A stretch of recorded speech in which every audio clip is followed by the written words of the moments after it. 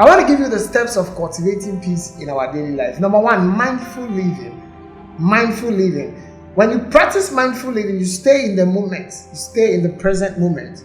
This can help you avoid anxiety about the future, because too much expectation brings what? Disappointment. So number two is what? Forgiveness. Write down forgiveness. Write down forgiveness. Letting go of grudges is essential for peace. Holding on to anger only weighs us down. And then the other thing you practice is what? The act of kindness. The act of what? Kindness. Engaging in act of kindness can create a ripple effect of peace. When you show kindness to others, it will be shown back to you.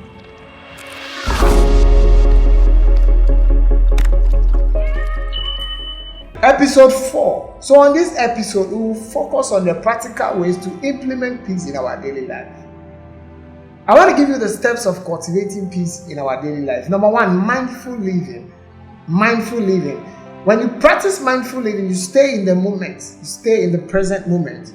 This can help you avoid anxiety about the future, because too much expectation brings what? Disappointment. Too much expectation brings disappointment. You see, but your expectancy determines your outcome. Only if you can shift or bring yourself out of the expectation or the outcome, that is when your outcome is guaranteed. So, anxiousness causes disappointment.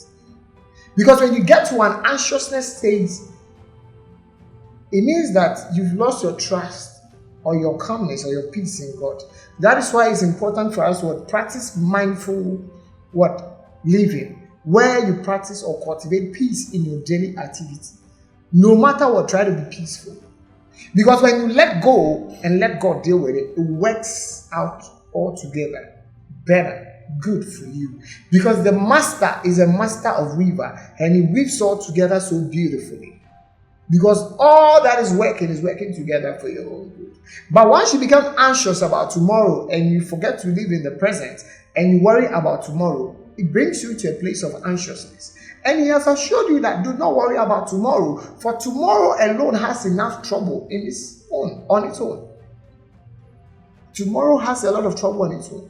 So focus on the present and do not be anxious about tomorrow. But if you care to be anxious for tomorrow, remember that he says that he knows the thoughts he has for you. His thoughts are to prosper you, to give you a better end and a better future. So even if you don't know anything, remember the assurance in this word that he says that he'll give you a better end and a better future. So if you get to the place of anxiousness because you're worried about tomorrow, please, I beg you, remember that his assurance is that he will give you a better end and a better future. So it is important that as you practice mindful living, stay in the present and do not worry about tomorrow, so that you can avoid anxiety about the future. Because too much expectation brings disappointment. Even though he says that expectations of the righteous shall not be cut off, it is important that you don't put yourself in the outcome. Once you are able to bring yourself out of the outcome and you remain calm and peaceful, the outcome is guaranteed. So remember to practice mindfulness and cultivate the practice of peace in your daily activity. So number 2 is forgiveness. Write down forgiveness. Write down forgiveness. Letting go of grudges is essential for peace. Holding on to anger only weighs us down. When you forgive, you become at peace. But when you don't forgive, ask yourself, the person who you are not trying to forgive or you're not going to forgive, does he even care? Does she even care whether you forgive or you don't forgive? Are you aware that you allow yourself, some quote I read somewhere, to be killed? That person can actually go to God and ask for forgiveness and you'll be forgiven, but you are killed for nothing. So when you want to take revenge, or when you get to the place of chaos or chaotic state and you become anger and you want to revenge and you don't want to forgive, what if in your action you end up losing your life and the person goes to ask for forgiveness? You continue living a peaceful life. Who has lost? So it is important that we practice forgiveness, because letting go of grudges is essential for peace, and holding on to anger weighs us down. That is what is going to make you sink in the place of storms or chaotic states. So finding peace in storm is important. But how do you find peace? These are some of the strategies. I said number 1, mindful living, and number 2, forgiveness. So there is a quote that I read somewhere, and as C. Lewis said, to be a Christian means to be forgiven, or to forgive the inexcusable because God has forgiven the inexcusable in you. Forgive us as we forgive those who trespass against us. It's part of the prayer pattern the Lord taught us. So it is important that for you to overcome storms of life, or to come from the place of scarcity to abundance, or come from the place of chaotic state to peaceful state or calmness, it is important that you forgive others as God forgives you. So practicing forgiveness is essential practice that will bring you from place of chaotic to peace. And then the other thing you practice is the act of kindness. The act of kindness. Engaging in act of kindness can create a ripple effect of peace. When you show kindness to others, it will be shown back to you. You see, when you practice kindness, it's like karma. Give, and it shall be given unto you. I always say this thing that I learned or I read somewhere. It says that it is better to always be the giver than the receiver. It is always better to be the giver than the receiver, because givers never lack. Givers, they never lack. And it is not just a saying, but practically it has been practiced and it works.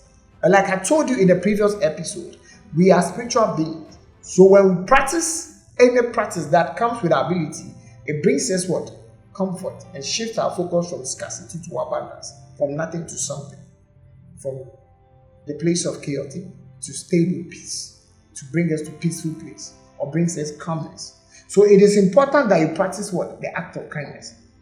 Simple gestures like helping a neighbor, or volunteering, or creating a peaceful environment around you where people can come to you.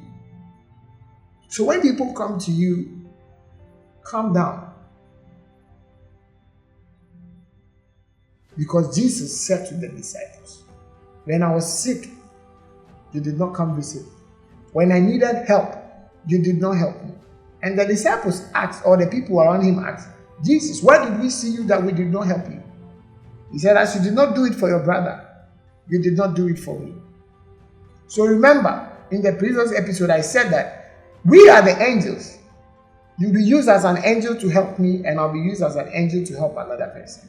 So as I close on this episode and transition to the next episode, I want you to remember, consider a discussion in the previous episode where we discussed prayer and meditation. Because when you pray, it gives you peace, gives you wisdom, and the know-how, and gives you favor, and gives you acceptance. So it brings you to a place where acting kindness becomes easy for you, because God will give you the strength to act in that manner. So as I close on this episode, remember to practice kindness. Cultivate peace in your daily activity as you practice kindness.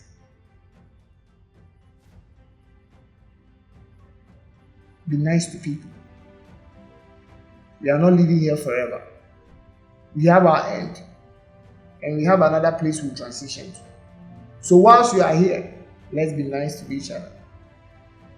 So as I close on this episode, remember to practice the strategies and enjoy the benefits that can help you stay stable and peaceful in a place of storms. Remember to subscribe, comment, like, and share. And put out your thoughts and some of your ways you overcame your storms. Until next time, remember you are on Great Up, where Greek meets grace with Jason. Stay blessed. Until next time, God bless you. Bye-bye.